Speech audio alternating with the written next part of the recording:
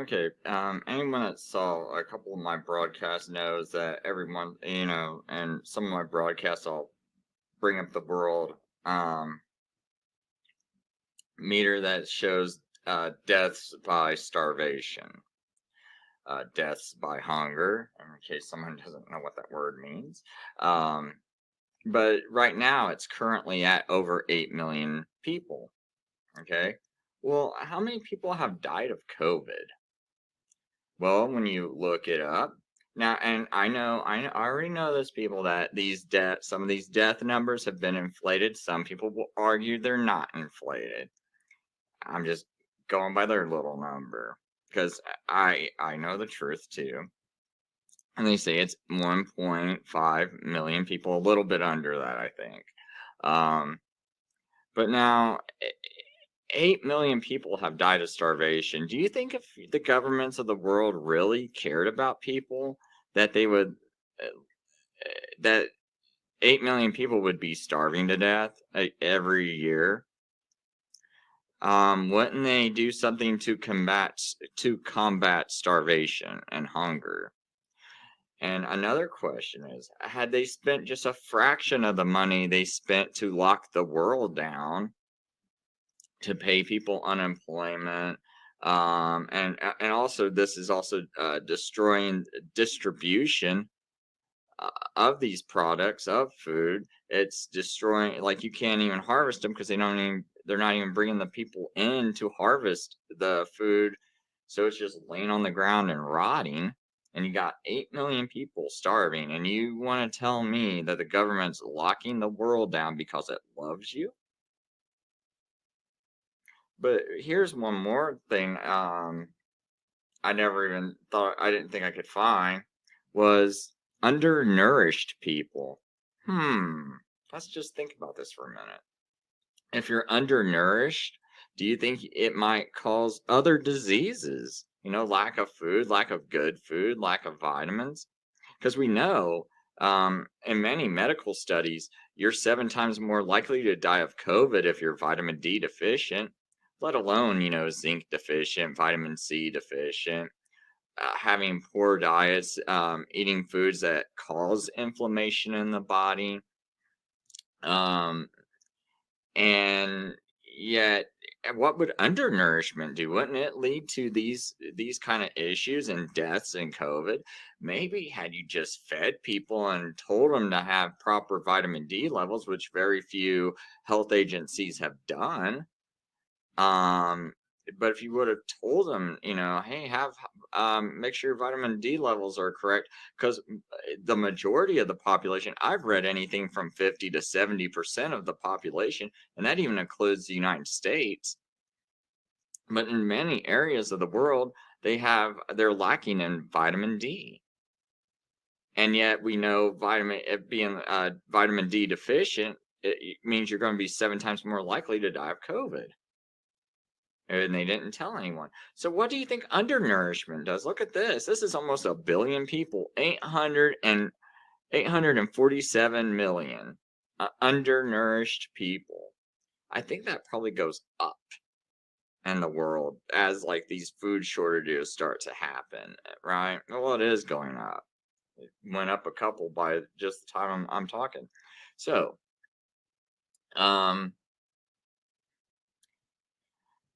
anyway, so you got 900 million, almost well, let's just say 850 million people in the world who are undernourished. We can only start to imagine what kind of diseases and health issues this leads to, and how it leaves you vulnerable to diseases. And you want to tell me that the government's locking the world down because it cares about you and you're undernourished? Like, almost a billion people are undernourished. I don't think people are really thinking. I mean, look at this: deaths caused by water related diseases. So you have an unsanitary water. You got almost 784,000 people. Look at this: people with no access to a safe drinking water source. 795 million. What do you think? What kind of diseases do you guys think that's leading to? And you think the government cares about you? Huh? Couldn't find. I was kind of curious about COVID. Oh, do you know under 5? Check this out. Deaths of children under 5. I know this one stat, and it's due to half those children died of starvation. So 3,500,000 children, their death, who's under 5 years old, their deaths related to starvation. And you want to tell me that the government's locking us down because it loves us and it cares about saving us from COVID, when most of those people had other health issues and were older and had all, and some of them were near death anyway. So, I'm just kind of curious.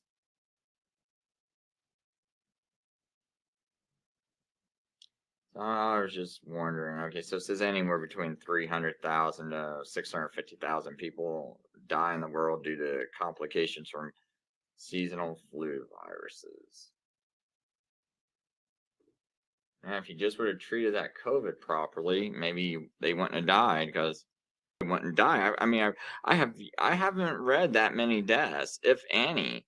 When a doctor starts someone off on ivermectin, doxycycline, and makes sure their vitamin D, zinc levels, and vitamin C levels are all doing good.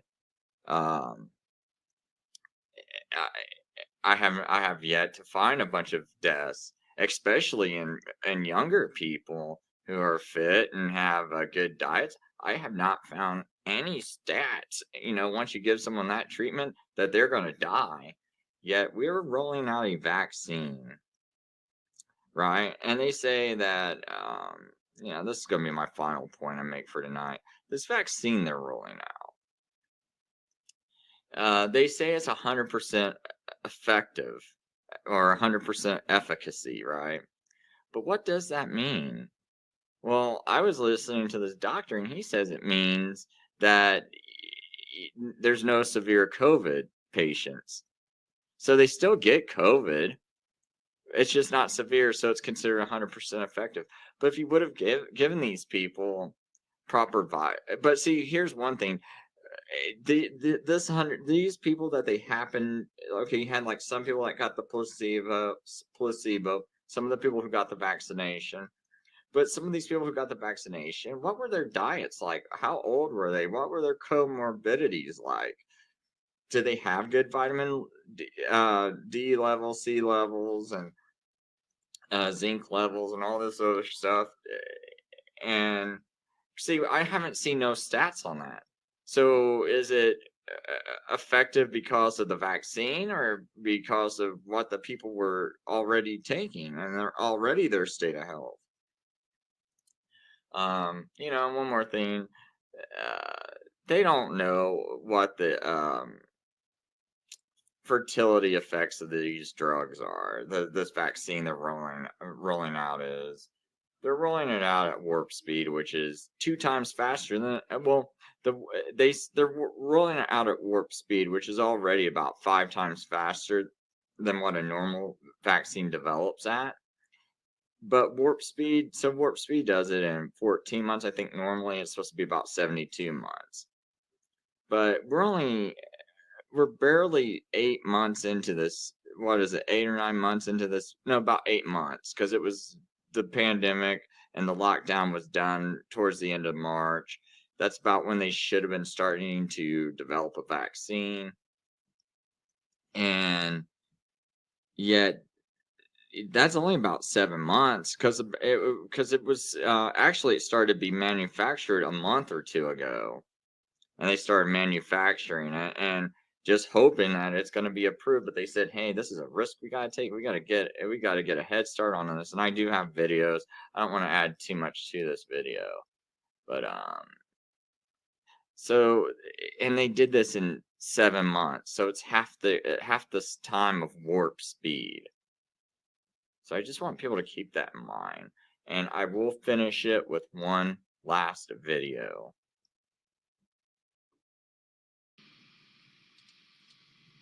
I did a whole video on this on my channel that's been pulled down, but National Institute of Health tested drug AIDS vaccines on foster children. Look right here. AIDS drug vaccine experiments on foster children. The grants were for testing experimental AIDS drugs and vaccines, even on infants. And it talks about that they had no advocate. It says that the National Institute of Health, Dr. Fauci's, had tested AIDS drugs on hundreds of foster children since the 1980s, even without providing the children with independent advocates to protect their rights and interests. When did Dr. Fauci join the National Institute of Health? In 1968, Dr. Fauci came to the National Institute of Health as a clinical associate. So in the 1980s, Dr. Fauci was at the National Institute of Health, where they were given AIDS medications to foster children without anybody protecting them. The same Dr. Fauci that works with Bill Gates, who is on the board at Bill Gates, who Bill Gates says that this is going to be the decade of vaccines, who Bill Gates says that we can reduce the world's populations through vaccines. Dr. Fauci is his voice piece every single day on the news about how healthy and good these vaccines are, when Dr. Fauci was involved with testing AIDS vaccines on foster children. Okay? govinfo.gov. Okay? Researching involved wards of the state. Okay? We're all just wards of the state. Okay? So remember all the other experiments that they've done. The Tuskegee experiment with Black people and syphilis. The unethical human experimentation in the United States. Numerous experiments performed on human test subjects in the U.S. have been considered unethical as they were performed illegally without the knowledge. Do you think this vaccine they're wanting to give to us right now might be being performed illegally and without our knowledge, without our consent or informed consent of the test subject? Dr. Fauci was involved. Such tests have occurred throughout American history, but particularly in the 20th century. The experiments include the exposure of humans to many chemical and biological weapons, including infection with deadly or debilitating diseases, human radiation experiments, injection of toxic and radioactive chemicals, surgical experiments, interrogation and torture experiments, tests involving mind-altering substances, and a wide variety of others. Many of these tests were performed on children, the sick, the mentally disabled individuals, often under the guise of medical treatment. In many of the studies, a large portion of the subjects were poor, minorities, or prisoners. And who are the first people that they're wanting to give it to right now? People in long-term care facilities. Okay, now, Dr. Francis Boal, who drafted the Biological Weapons Act, has said that the virus is a biological weapon. Okay, and he's the one that defined what biological weapons are. Dr. Francis Boal, who drafted the Biological Weapons Act, has given a detailed statement admitting that the 2019 Wuhan coronavirus is an offensive biological weapon. I'm going to leave y'all links to all this, okay? Y'all, as Jesus Christ is my witness, I don't even know how I found this. it was an open tab in my computer, and I have never seen this before. Thank you for tuning into Hard News TV4. I'm your host, Terry Lynn, and this is the channel where truth is like archaeology, and every day we're digging for it. Today is December 2nd, 2020. And y'all, this is just like God himself put this on my computer. Okay, govinfo.gov. Okay, and this is content details. 50 USC 1520, use of human subjects for testing of chemical or biological agents by the Department of Defense. Use of human subjects for testing of chemical and biological agents by the U.S. Department of Defense, accounting to congressional committees with respect to experiments and studies, notification of local civilian officials. Okay, so this is a war and national defense, use of human subjects for testing of chemical agents by the Department of Defense, 1997. So when you click on document and context, it's a long list of different PDFs. I mean, it's long, okay? So I start just scrolling down and I see section 1524, agreements to provide support to vaccination programs of Department of Health and Human Services. This paper is for the use of human testing of chemical agents or biological agents by the Department of Defense. And one of the PDFs is that agreements to provide support to the vaccination programs of the Department of Health and Human Services. So when I click on the little PDF and I just do a control search for vaccinations, this is what comes up. Now, y'all look at this codification. Section was enacted as part of the National Defense Authorization Act, the NDAA. Agreements to provide support to the vaccination programs of the Department of Health and Human Services. Agreements authorized. The Secretary of Defense may enter into agreements with the Secretary of Health and Human Services to provide support for vaccination programs of the Secretary of Health and Human Services in the U.S. through the use of excess peacetime biological weapons defense capability of the Department of Defense. Now, I don't know exactly what all this means. It says report. No later than February 1st, 1994, the Secretary of Defense shall submit to the Congressional Defense Committees a report on the feasibility of providing Department of Defense support for vaccination programs under subsection of this section and shall identify resource requirements that are not within the department's capability. Y'all, can you believe? Here. Oh, in this, it gets into the War Powers Resolution.